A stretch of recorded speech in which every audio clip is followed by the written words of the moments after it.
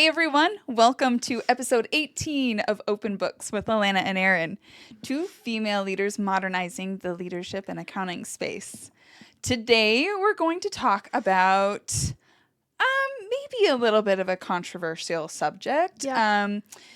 Maybe because we're going to talk kind of specifically about accounting and accountants specifically and their logic drivenness. Yeah. So when I think of a group of accountants, I think of the glasses, the green visor, the rolled up sleeves. Yep. I think a lot of people do like that stereotypical accountant. Totally. Very, very logic driven. Yep.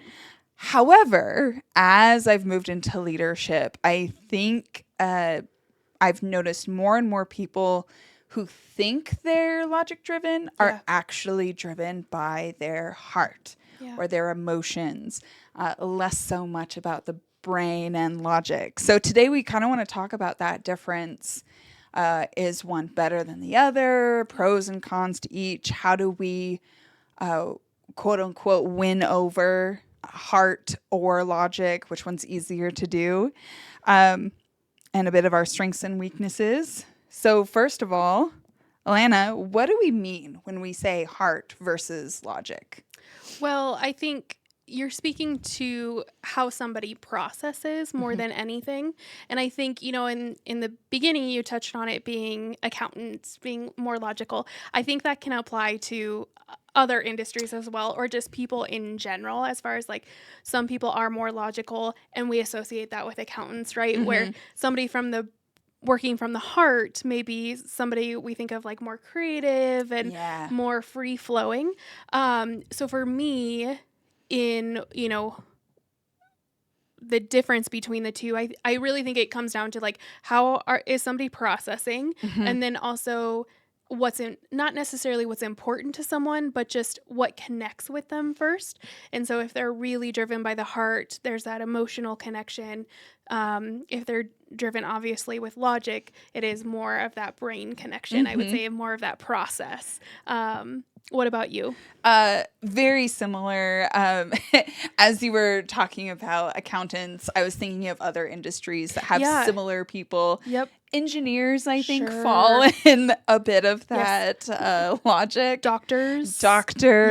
Which is interesting because you would think a lot of them would also be heart-driven people too, because they are caring. Yep. But I think like maybe your surgeons, your like less family medicine, more technical maybe driven by that logic. And I do think there's kind of been this age-old question of heart over brain, like which one is the right one? Sure. And I don't think it's as easy or as simple as thinking about the two separately. Yep. And we'll kind of go into how they're related in a little bit. But I think no matter how we look at it, one person's heart or one person's logic drivenness is going to be different than another person's. Totally. So you may have three logic driven people together who are going to think about that logic differently. Yep. Yeah. And to that point, the logic may speak differently in the situation. So like something about a situation may connect to somebody's logic or somebody's heart differently than the next person, like you're saying. Yeah. So it does look differently depending on the person. Yeah. What do you think when you are coming from leadership and trying to win over someone's heart or logic, which one do you think is your weakest one? And how have you strengthened it? Yeah. I thought this was a really good question. A lot of self-reflection. Yeah. For me, my weakness is the heart. And that's because in leadership, you're often in perceived chaos, right? And so like things are the wheels are falling off. How are you going to get yourself and the team through? More importantly, the team through.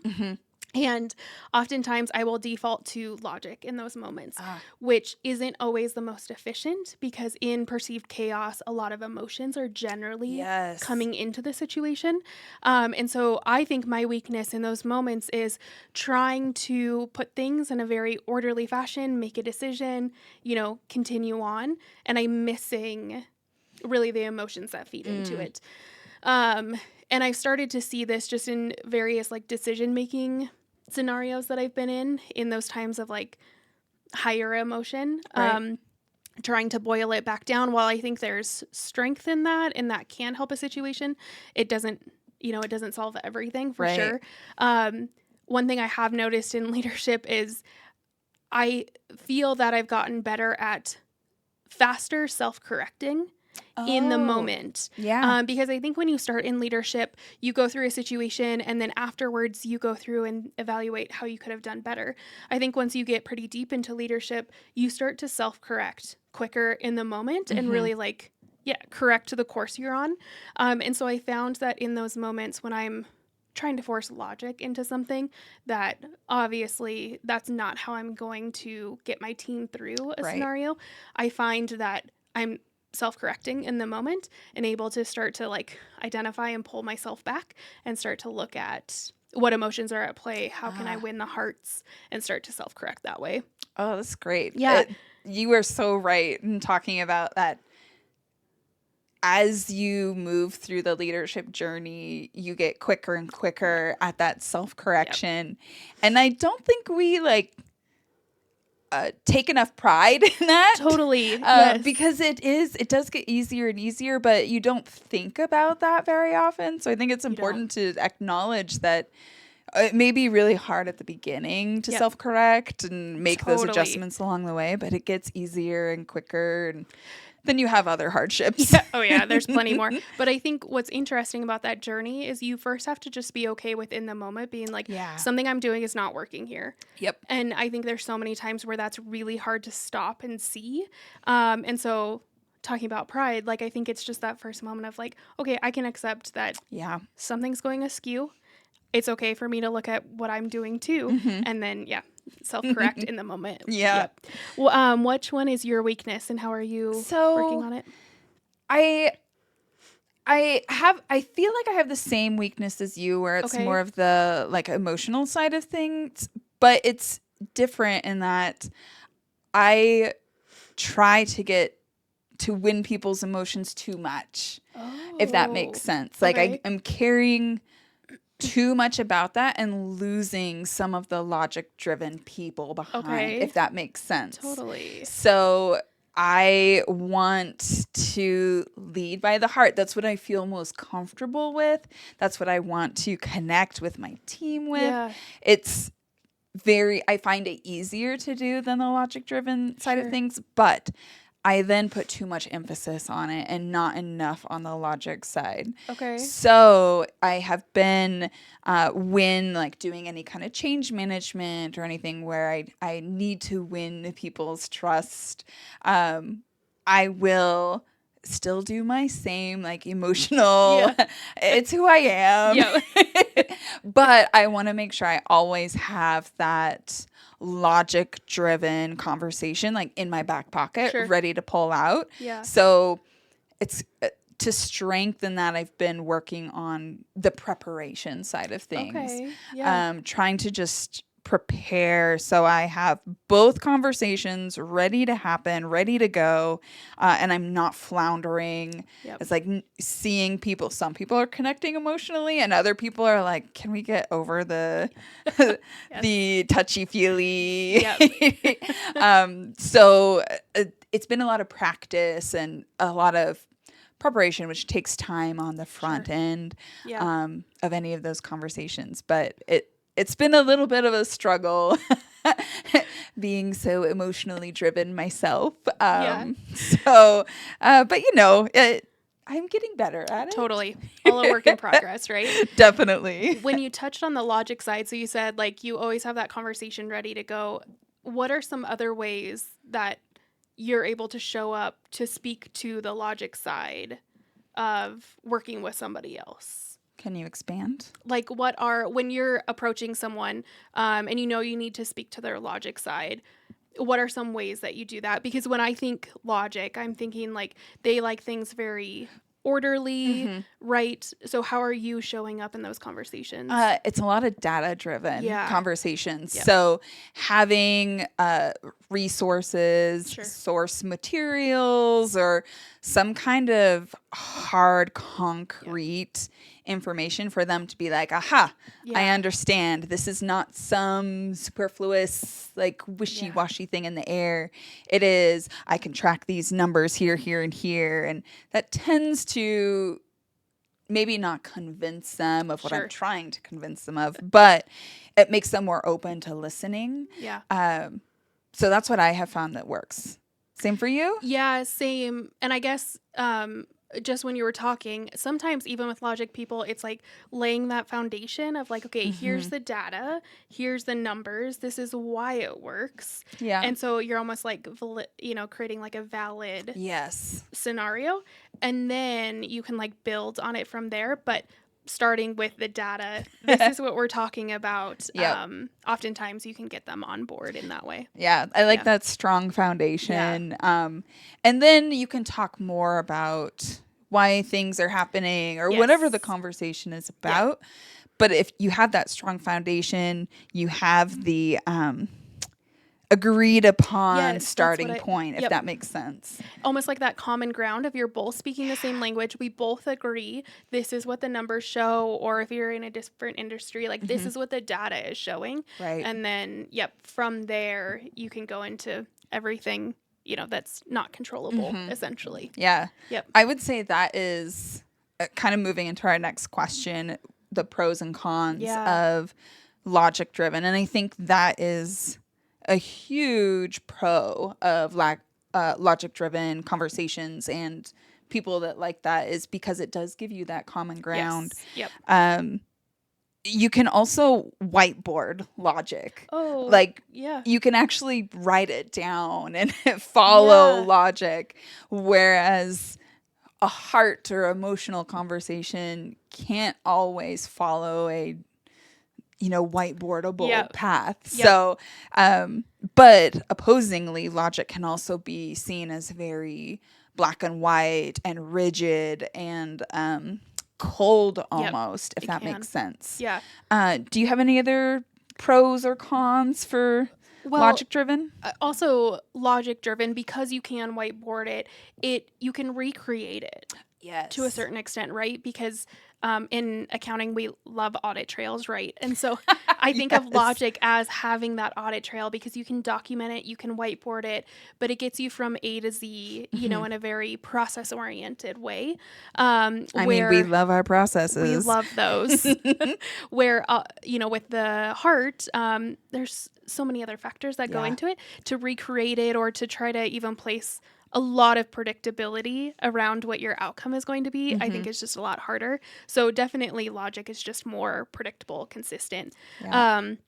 However, like you said, less flexible for sure.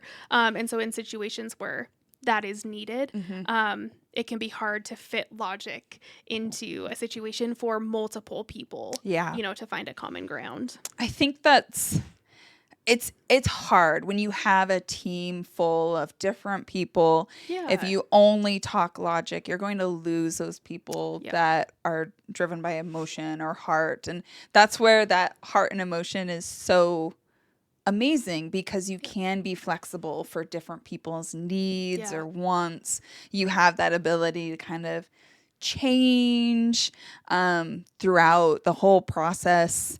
And you don't really have that necessarily with logic, but then it is much harder to replicate. It is, or to train on, or because if you're like, you make a judgment call from A to Z, like that is the process. That's really hard to train and get other people on that process. I put the boundaries are more wishy-washy. Oh, for sure. Yes, that is true.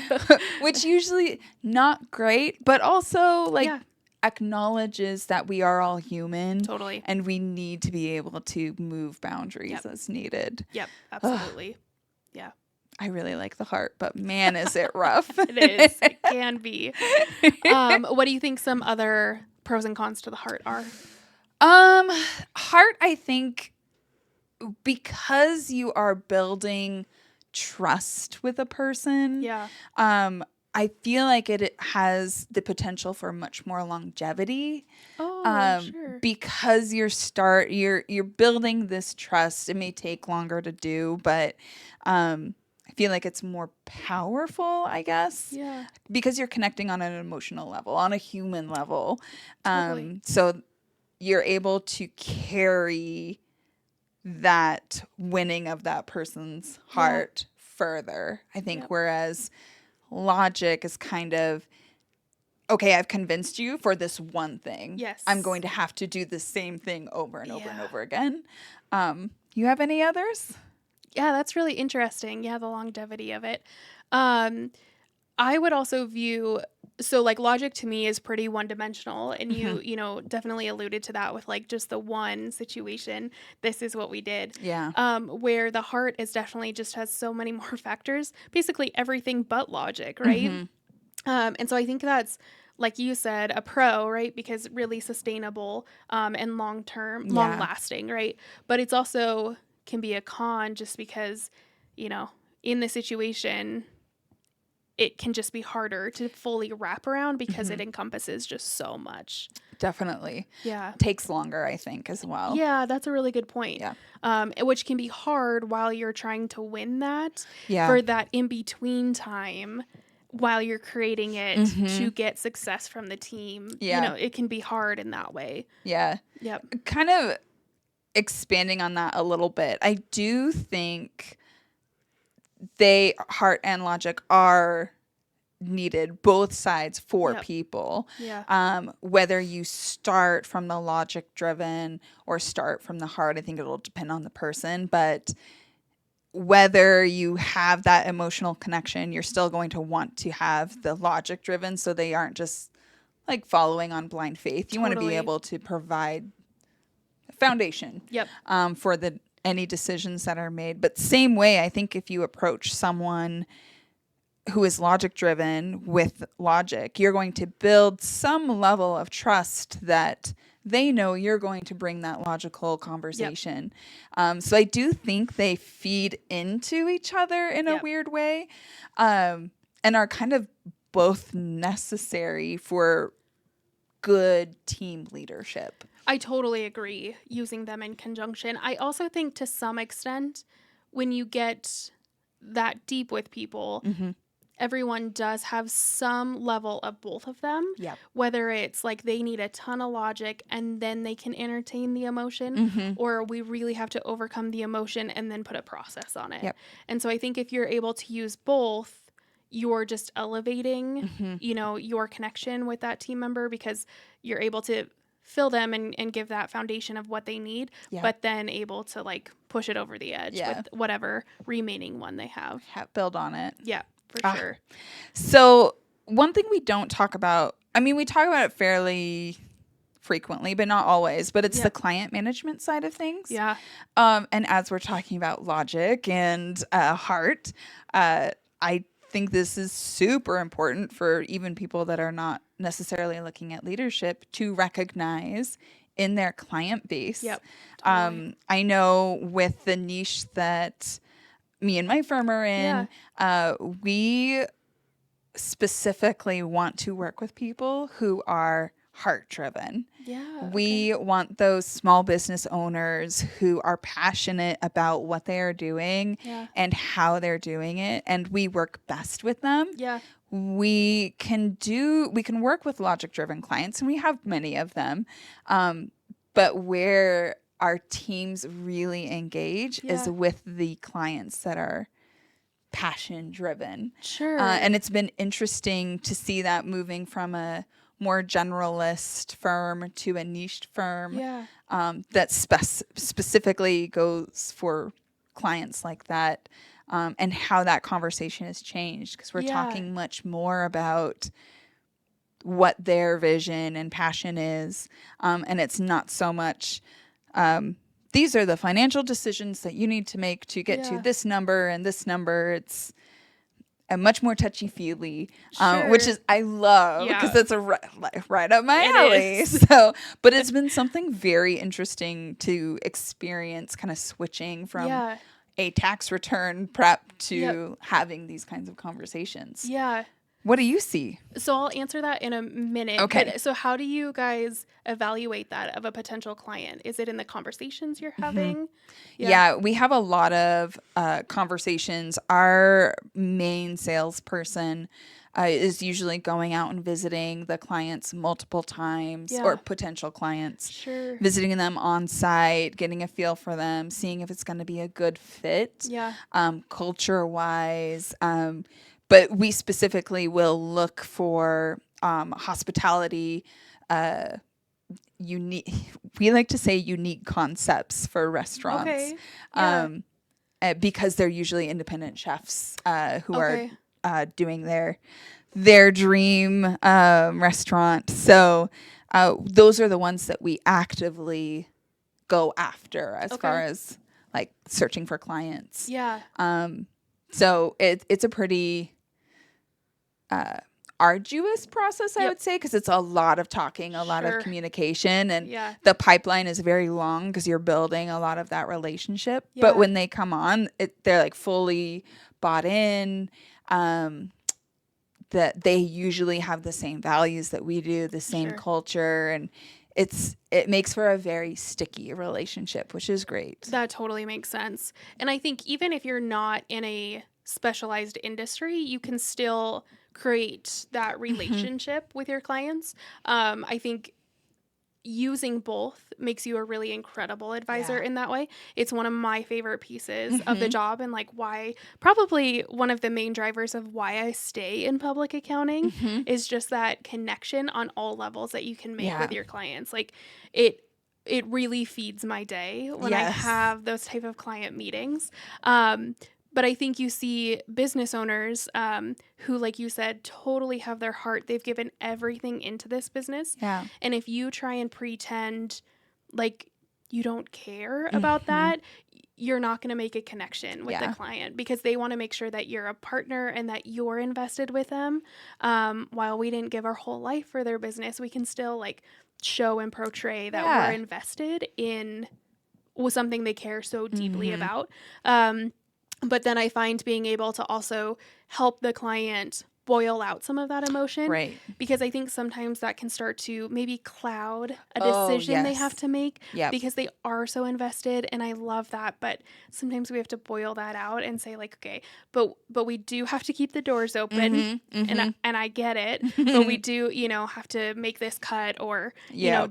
do something that they probably don't want to do. But I think that's also why they come to advisors like us, because they know we care, we're in it with them, but we will also tell them the hard truth of something that needs to be done. Both sides. Totally. It The has to be a heart balance. with a little bit of that logic in Yeah. there just to Yep. be like the nitty gritty. You have to. Yeah, you do. Yeah. Well, and I think, they both feed into each other. Yes. And so, yeah, it's a balance. You have to have both to be able to have a really strong conversation with clients. And I think what I've seen is that takes many years to develop. Like if we're speaking to public accounting specifically, like it takes some time to develop the ability to be able to push and pull where you Yeah. need to with a client. Because if you come in too hot on either, that can be hard in a meeting. And so it's tough because it does take some development to be Yeah. able to do that for sure. It really does. Yeah. But Yep. it's amazing when you can do it. Totally. Yep. It makes the whole relationship so fulfilling It does. for not just us, but the Yep. team members who are working on it and the Yeah. clients and their team members who Yep. are involved. It can be so fulfilling, which is amazing. It is. Yeah. Amazing. It makes it a good connection. That's for sure. For sure. Yep. So, for our recurring questions, Yeah. what is one lesson learned from a team member or mentor? Yeah. What I've learned is to some extent, people need levels of each to have a good balance throughout their day, and that balance looks different to each person. But somebody who might be really emotionally driven, I think sometimes it can be easy to think like, okay, that's all they need. But that person might really then get a good like brain break, or be able to have, process when they're able to then to have something logic thrown in. And so I think being able to kind of provide both to a team member allows them to really exercise both sides of their brain, but also provide that balance that they need, instead of just feeding, a heart person all emotion, a logic brain person more logic, but mixing it up, I think, really creates a good dynamic for a team. What about you?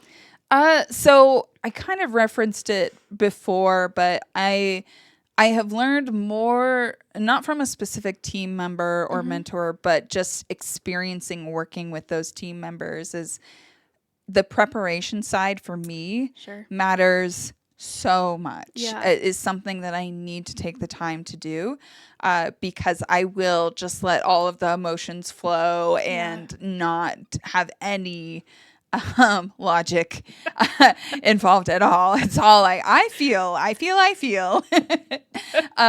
So it's in my interactions with my team members that I've really recognized that need for preparation. So I have developed the logic portion so that it's there. I'm ready. I've thought about it. I can easily converse it over. And I'm still not great at it, but it's something I recognize now, and I'm hopefully getting better at it. But you also, you said recognize it, and so you're prepared because you know that somebody might need the logic in the conversation, and so instead of throwing you totally off base, you're just prepared with that conversation. Exactly. Yeah, that's great. And what would you tell yourself in the past? Yeah, I would just tell myself that, which we've touched on this, but the brain and the heart can be used together. And when you're able to use them together, whether with yourself, team member, client, whatever it might be, it's just really powerful, and can just create a really incredible conversation and time, between you and whoever you're working with. So what about you? I would tell myself significantly earlier that people think one way or the other, like start out thinking one way or another. Because I attacked everything with emotion, but I thought I was being logical. But I definitely know it didn't come off that way. So I guess I would tell myself, like, not everyone thinks the same as you do.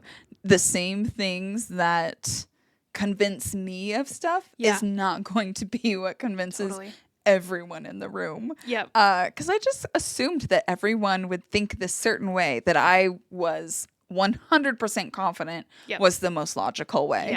And I look back at it and I'm like, Erin, that made no sense. What were you thinking?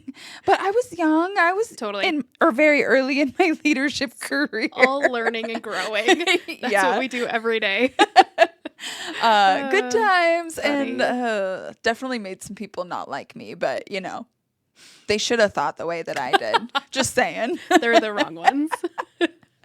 Well, anything else to add? I got nothing. Perfect. Well, thanks everyone for joining us on Open Books today. We aim to share insights gained from our past and future experiences to foster growth within the leadership and the accounting communities. Thanks. Bye.